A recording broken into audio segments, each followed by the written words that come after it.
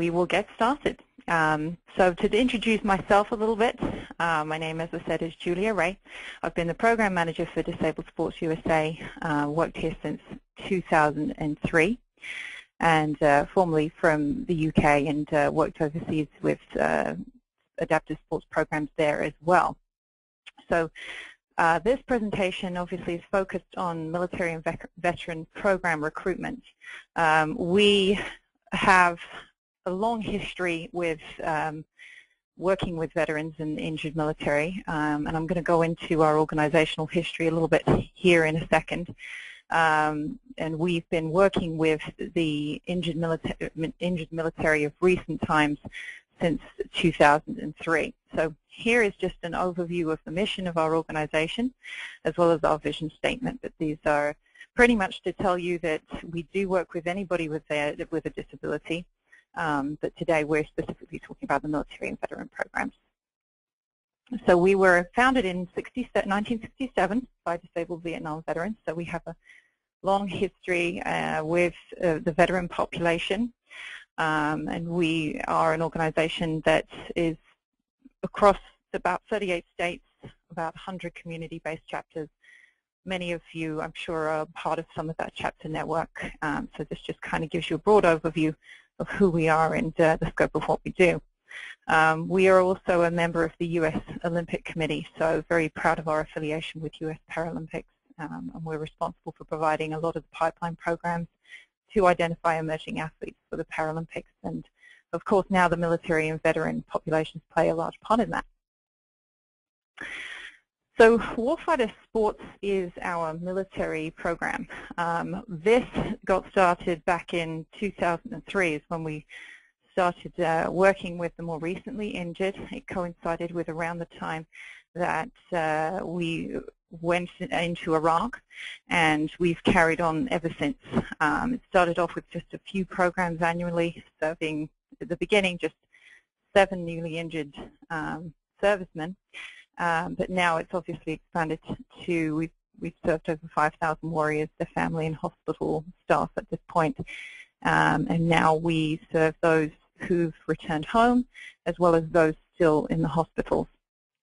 And any physical disability is served.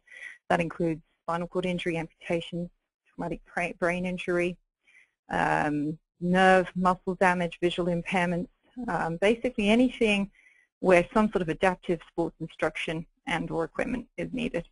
And I do want to, sorry, I should have mentioned this at the beginning, everybody will get the chance to ask questions. Please do feel free to ask questions as we go along using the toolbar to the right of your screen, and we'll do our best to answer those at the end. We don't anticipate this call will last more than 45 minutes.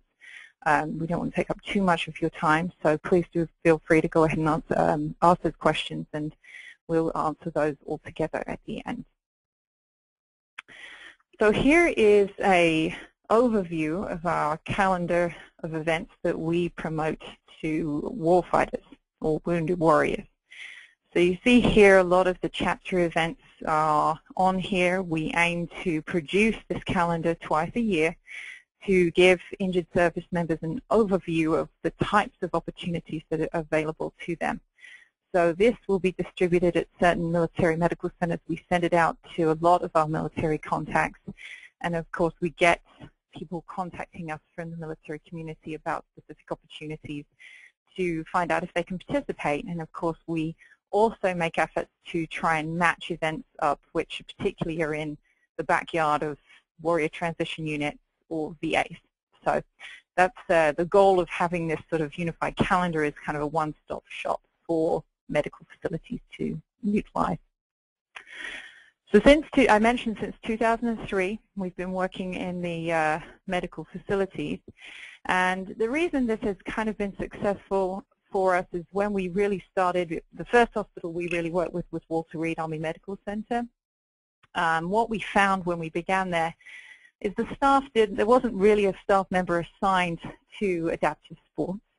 We just had to get involved with certain therapists who had an interest in using adaptive sports as part of therapy and really develop relationships. So it's taken some time, but we feel now we've developed some good relationships, along with some of the other national adaptive sports organizations out there, such as US Paralympics. They know who we are. They know that the programs we offer are going to be safe, insured, and obviously, as an extension, all the chapter programs, they know all the chapter programs will be the same because they're things, all the chapters have gone through when they applied to become a chapter of DSUSA. They also love the fact we can provide the community integration element to get service members involved in their local communities, particularly where they're from, so that when they go back home they have that, as well as offering some hospital-based activities if they need it as well, because often the men and women who are in those hospitals are there for substantial amounts of time. It can be as long as 18 months to 2 years in some cases.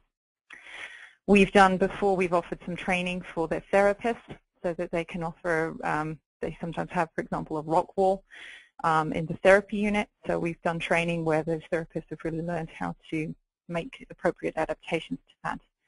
And as I mentioned earlier about the calendar, they really like to see a suite of activities offered so that they can choose from those and let us know which they're interested in going to, and then we reach out to chapters or other organizations offering those to coordinate that. And really we take the burden of organization off of their shoulders. As I mentioned, they don't really have the time for that, so we take as much of that as we can off of their shoulders. I also wanted to use this opportunity today to share some current statistics and data with all of you so you could see what the current population we're all working with looks like, and give you a lot of take-home tools that you can go away and research. And I will, of course, share this with you after the webinar is over. We'll both put it on our YouTube channel, and I can actually email participants the actual PowerPoint if you're interested as well. So the first website, you can look at that at any point. It will tell you Department of Defense current casualty information. What that won't tell you is exactly who has a permanent disability. So it kind of gives you the overall numbers of overall casualties, but all it says is those who were kept out of their unit for more than 48 hours, which, as you can imagine, can be a whole wealth of injuries and illnesses, some of which are recoverable, some of which are more long-term. So it's useful to a certain degree. So at the moment, as of January, there were a total of 1,421 amputee patients treated across all the military facilities. And this is since 2003. And there is just a breakdown. The abbreviations there are Walter Reed National Military Medical Center at Bethesda in Maryland, Brooke Army Medical Center in San Antonio, and Naval Medical Center in San Diego in California. So that kind of gives you an idea of where those amputee patients have been treated over the time. Traumatic brain injury, the numbers are a little bit more nebulous. There's a lot of degrees, obviously, of brain injury, but I can tell you since 2000, over 200,000 service members have been diagnosed with TBI, but you see over 175,000 are characterized as mild. And I encourage you to use the Defense and Veterans Brain Injury Center website that's listed there as a good resource if you are particularly interested in working with those who have TBI. You'll get a lot of useful information from that, and I'll show you another chart related to that in a moment. Thank you to Paralyzed Veterans of America for offering the data on those with spinal cord injury, which is approximately at 503 right now, and also to the U.S. Association of Blind Athletes, who are providing that data on those with visual impairments, where they're estimating about 400 are blind at the moment, complete blindness, with an additional 1,000 or so with some sort of serious field deficits. Right now, there are approximately 10,000 in warrior transition units, and we'll talk about that population a little bit more closely later, and as well as 280,000 registered in the VA system. Here's that chart I was referring to in relation to brain injury. So there you can see the breakdown as far as what the most severe to mild and what's not known. Here is just to give you a scope of the branches. This is just amputee patients, but it will give you an idea of the main spread of the injuries across the different service branches there. When you hear about some of the language being used, Operation Iraqi Freedom, Operation New Dawn, which is now over, as well as Operation Enduring Freedom, which mainly refers to Afghanistan. This is just some information on what they're generally speaking about. But generally, obviously, Iraqi Freedom was a certain period, more towards the beginning of the conflict over there, and Enduring Freedom was everything later on. So here's an example at Walter Reed National Military Medical Center. Now it's combined, of course. Taking the amputee population again, this is just what we have data on, but I think it is a good representation of who we're working with. Of the 189 amputees there, this again was in approximately January of this year. Only 99 are currently eligible, just over 50%. We wanted to give everybody an idea of some of the reasons that we are often told, or a lot of the men and women there are facing, issues that men and women there are facing, as to why they can't get cleared to go. So we're not really pulling from the pool of 189, we're pulling more from the pool of 99 across all the opportunities that are currently going on. So you can see there the list about pain, sickness. If they're non-compliant with their regular appointments, they're not permitted to go on adaptive sports experiences always. Behavioral issues, med boarding, personal leave, medically unsuitable for that particular activity, or they're currently going through a duty station change or something like that. Sometimes there are other reasons as well. Sometimes if their unit is returning from overseas, they want to be there for their unit, so that could be another reason that they don't want to, or they're not able to attend any particular experience. So some of the restrictions we deal with when you're looking at an active duty medical facility, and when I'm talking about active duty, I really am referring to Walter Reed, Brooke Army Medical Center, as well as the Naval Medical Center in San Diego for the most part. They're the largest ones. We have to obviously, if we're going to offer an experience to an active duty medical facility, it really needs to be therapeutic rehabilitation so that the guys can take the time as TDY versus their own leave. They can do almost anything with their own leave time within medical restrictions, but it's often good for them to be able to leave on orders for an adaptive sports experience, because then they don't need to take their personal leave, and that means they're more likely to attend.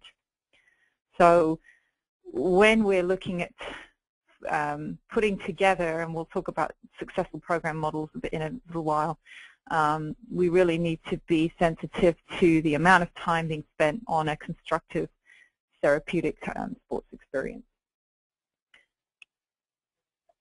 Friday outings, they often, these sites have Friday outings which can be an adaptive sports experience, but need to, from the hospital's perspective, cover a variety of social outings. So it could be that they go to the mall shopping, movies, out to dinner, using the metro, all kinds of different things. But that's a tool that we can use, and are often need to be 5 days or less, so they don't miss too many appointments. Another restriction is the proffer process.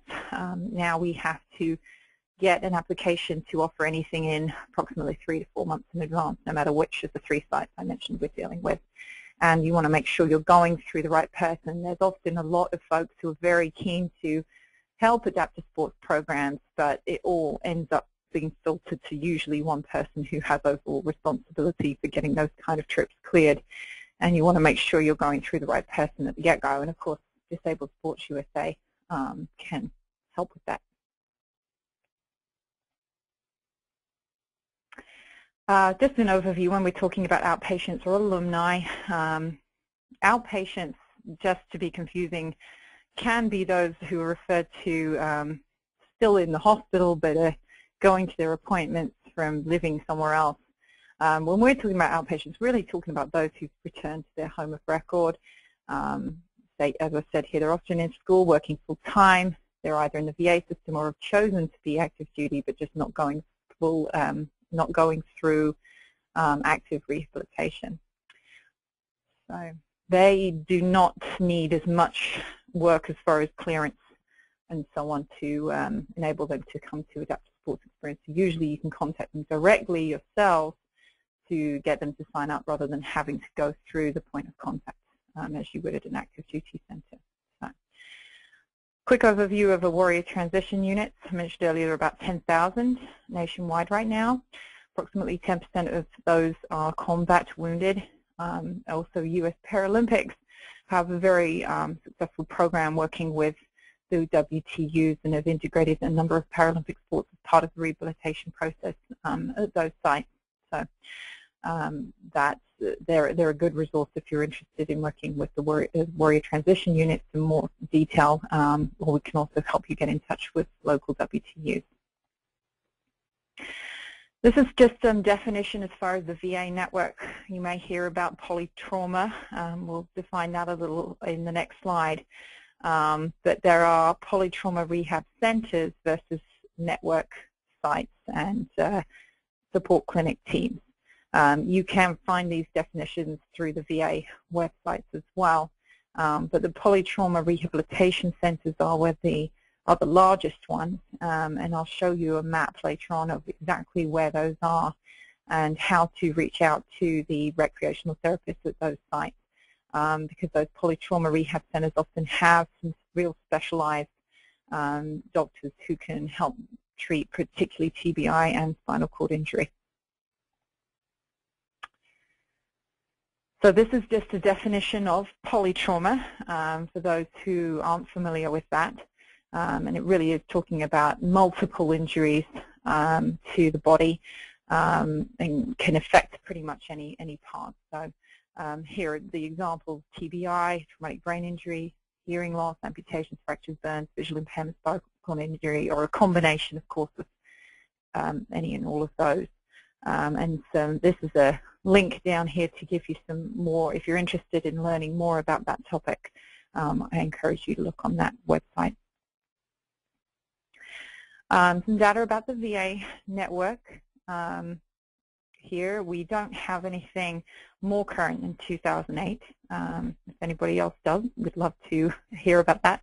But this is what we have right now, is those 100% disabled, those who are over 65, as well as those who are OEF, OIF veterans.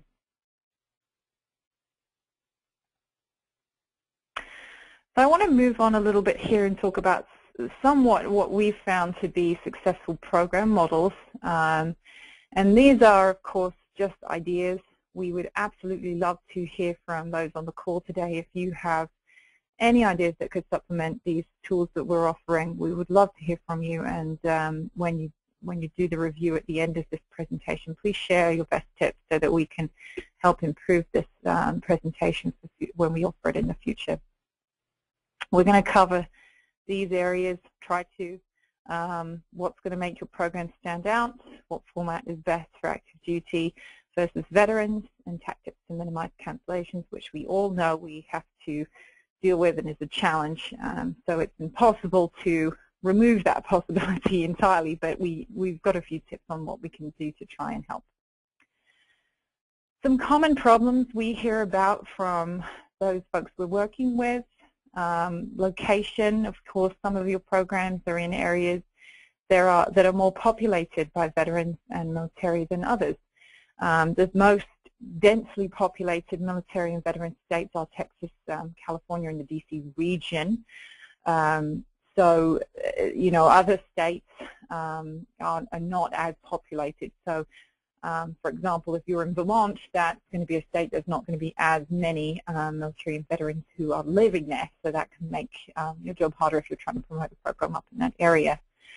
Staff turnover, I'm sure we've all experienced this, where you just develop the right contact at a VA or WTU, or you've got a great relationship and you're working together well, and then it all changes. So that can be a challenge.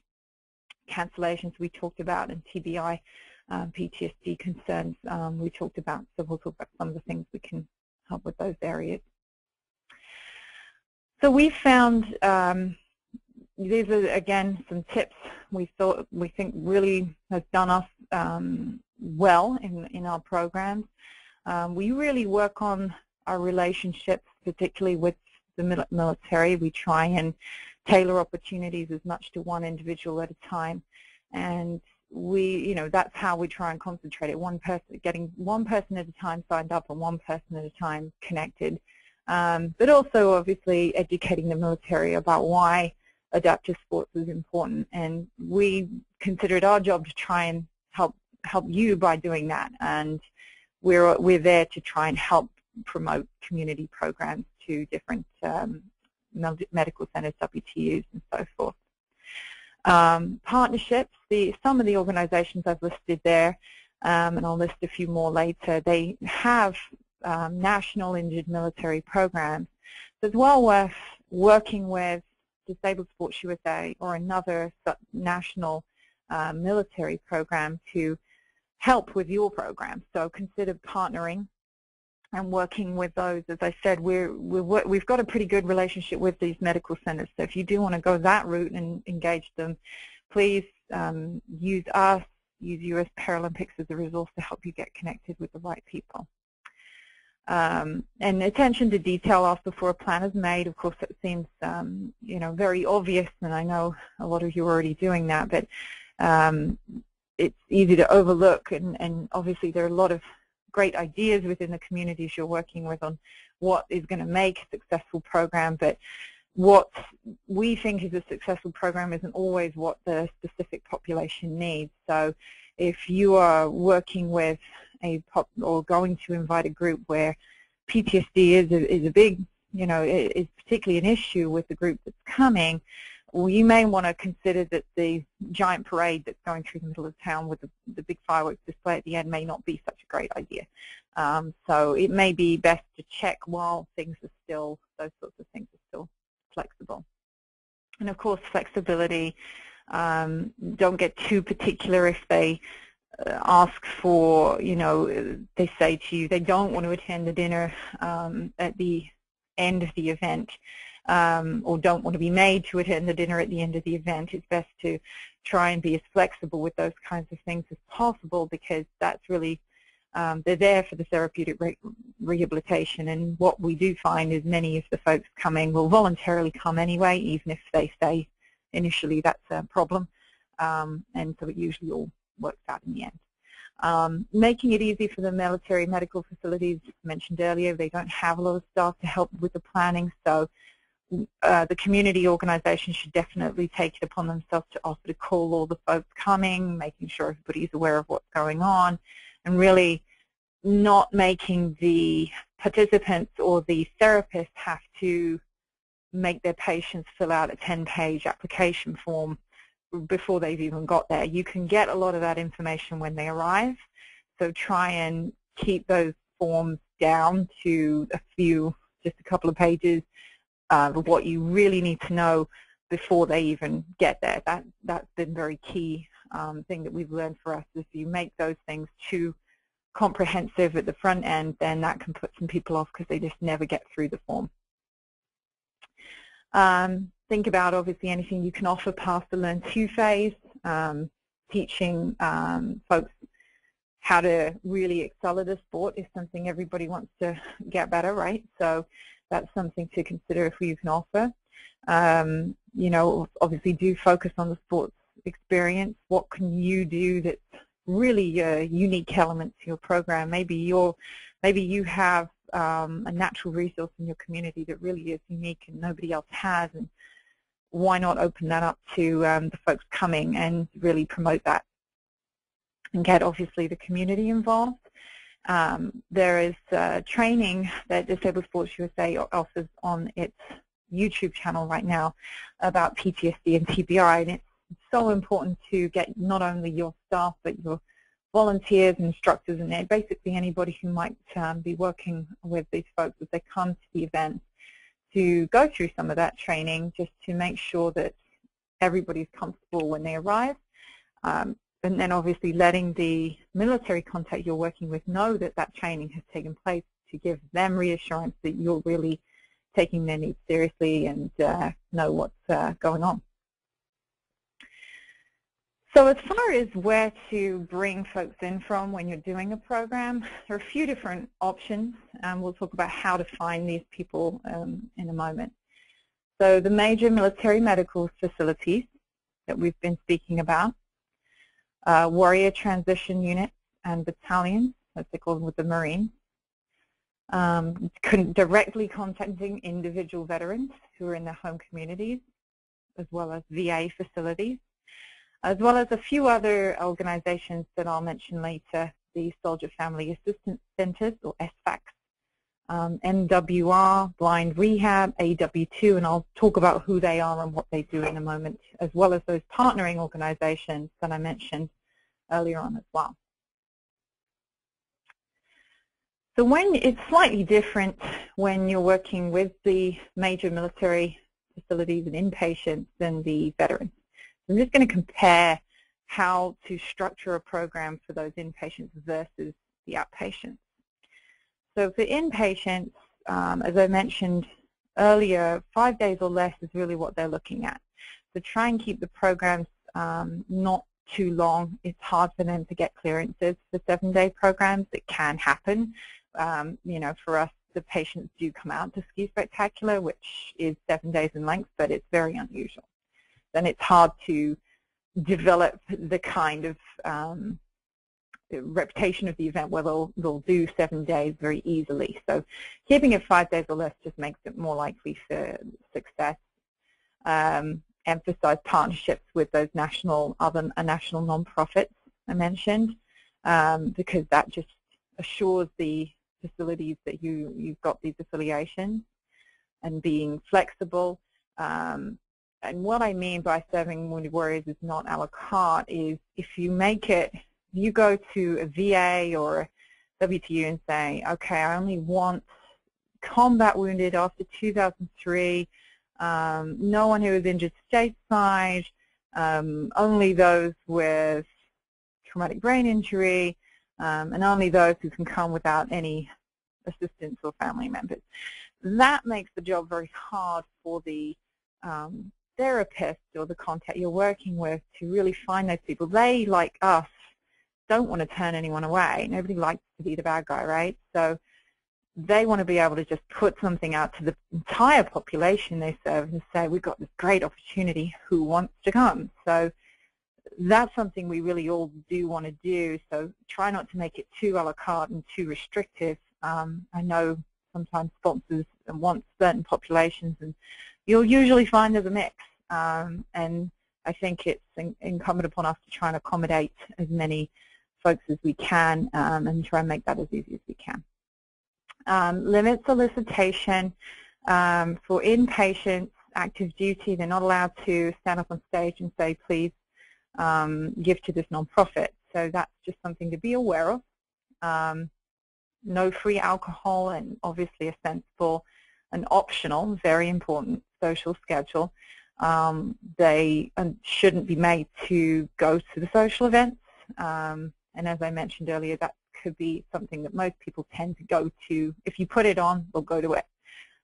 If you make it mandatory, that can be a negative thing that will work against you. And definitely, whenever a proffer is done, we have to sign something that says we will not provide free alcohol to the service members attending.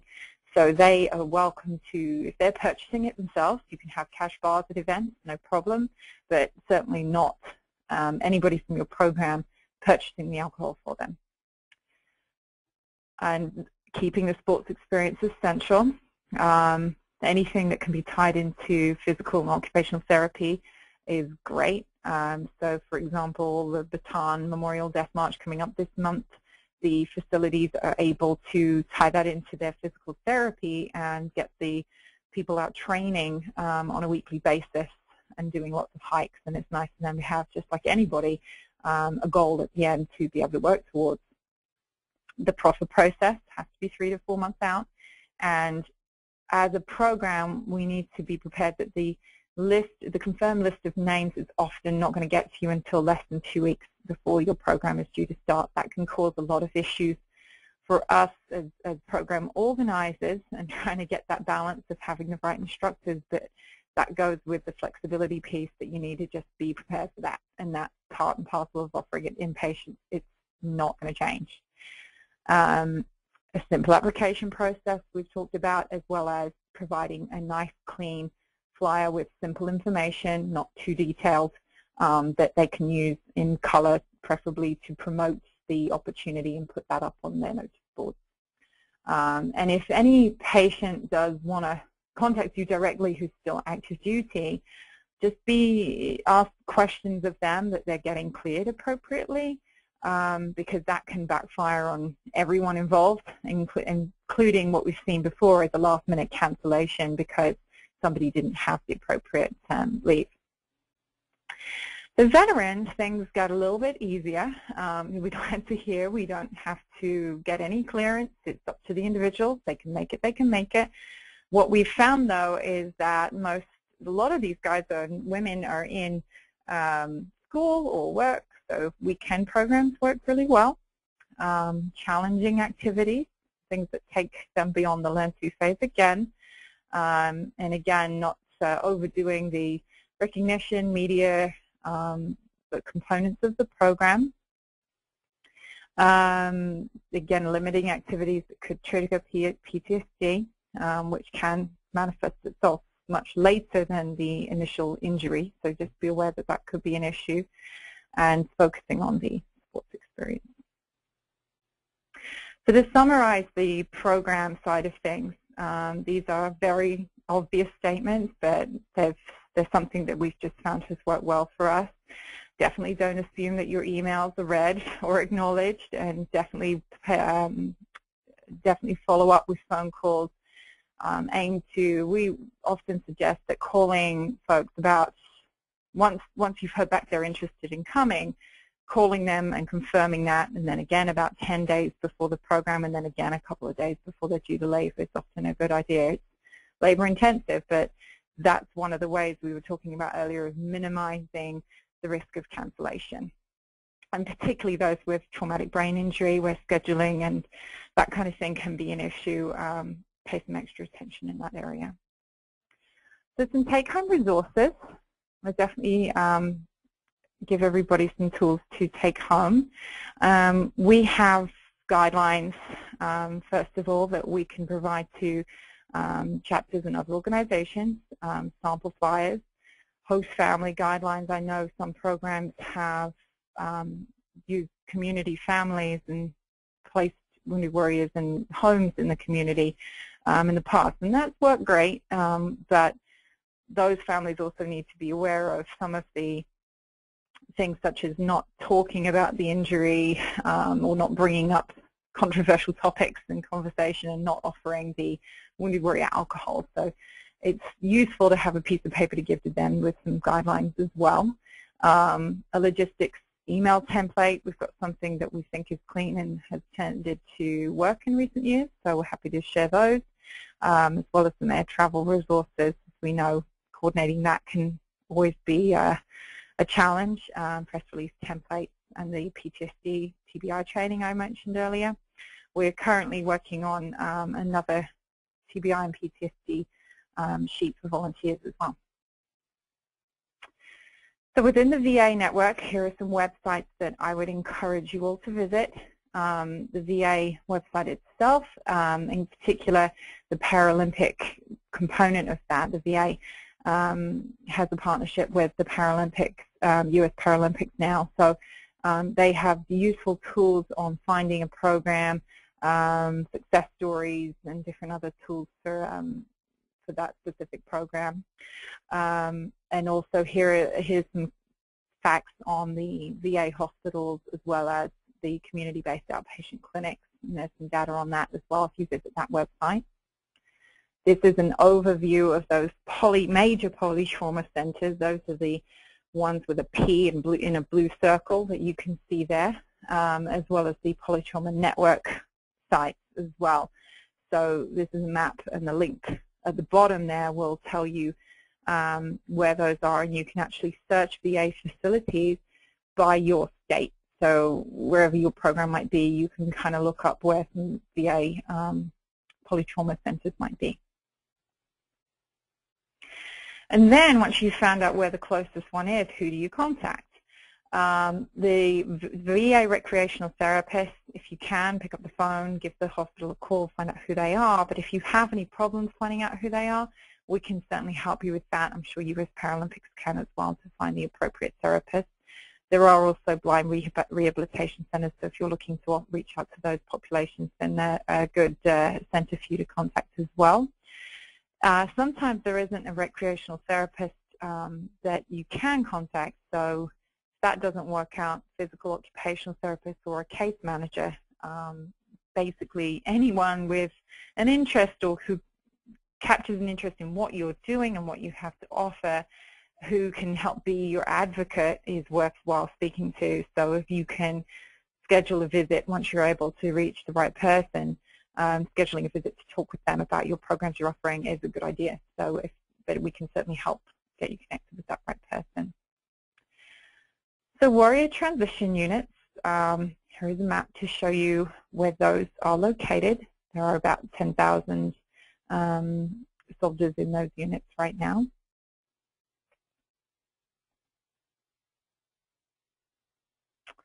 And again, we can put you in contact with the WTU in your area. You can also try this hotline, and here's a phone number if you want to try and reach out to them directly yourself. But that, you know, if you can't find the right person, then definitely use us to help you too. The Marine Corps has their own battalions in the east, it's Lejeune, North Carolina, and in the west, Pendleton, California. So they have their own contact there too. As well as the Air Force has the Air Force Wounded Warrior Program, and we can provide you a contact with them as well. So AW2, the Army Wounded Warrior Program, basically they provide advocates for the wounded, ill, and injured soldiers, veterans, and their families. So they're across the country. I'll give you some resources of how to find them, and they're often great people to help spread the word. An advocate may be responsible for a number of quite a few injured servicemen, so getting your message out to advocates in your area is a great idea for, often we've had great success in working with AW2 advocates to spread the message of adaptive sports programs. Because that's the job, is to help the advocates help the service member with their recovery and integration back into the community, or whether they choose to remain in the Army. So they're a great resource. And this link here is how you can find the right contact. That will put you directly in touch with someone within the AW2 network. And I just put a caution here to be careful.